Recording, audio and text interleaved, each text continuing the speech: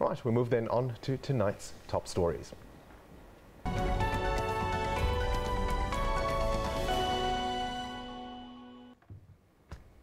Of course, we start with our breaking news story this evening. The Foreign Secretary of the United Kingdom, Boris Johnson, has resigned.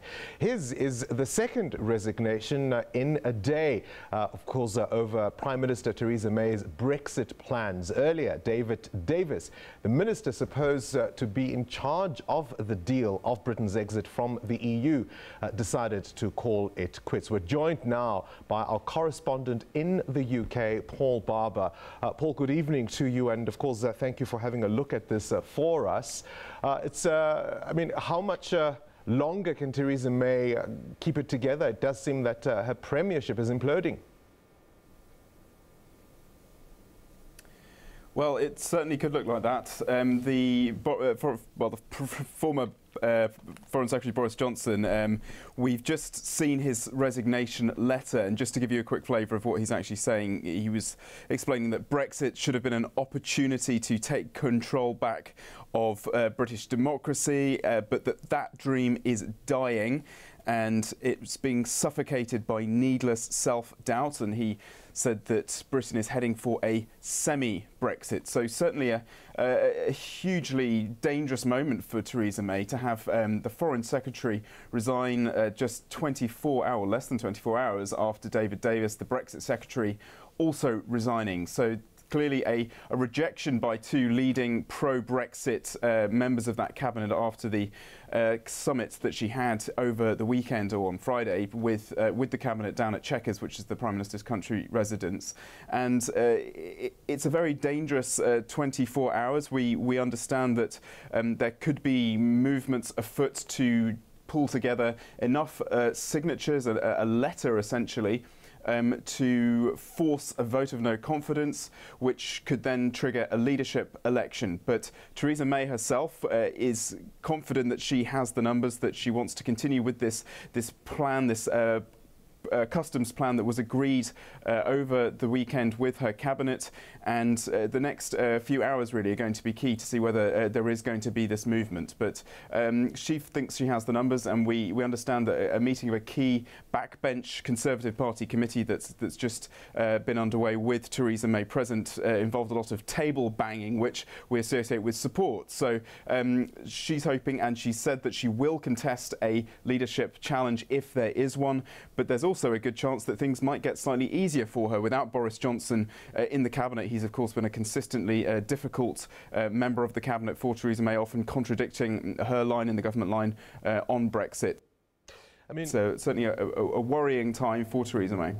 Right, of course, as you say, that he's been a member of the cabinet. It's really been a thorn at the side of Theresa May. We know, of course, that he was a key campaigner for Brexit. He was once a rival for the premiership. On Friday, not mincing his words, calling her strategy a pile of excrement. Might we see him lead a leadership challenge against Mrs. May? And what do those numbers have to look like in order for a challenge to happen or for her to ward it off?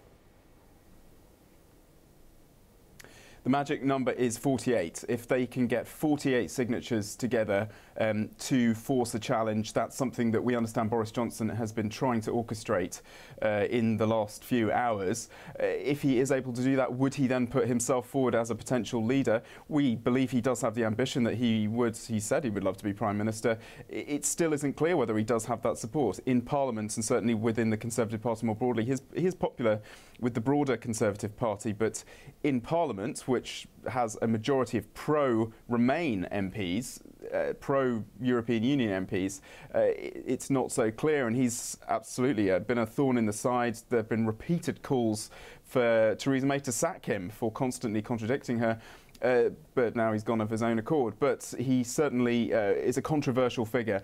And as the face of Britain, you know, as the top diplomat, if you like, as the Foreign Secretary, head of diplomacy, certainly a very controversial figure on the world stage. You know, his trademark messy blonde hair and his history of making very controversial, some would say racist remarks, certainly about Africa. He's been accused of saying things that were defending colonial history. He referred to the whole continent once versus that country, and certain other controversial things. So he is a controversial figure here at home in the UK as well. So it's not clear if he has that kind of support.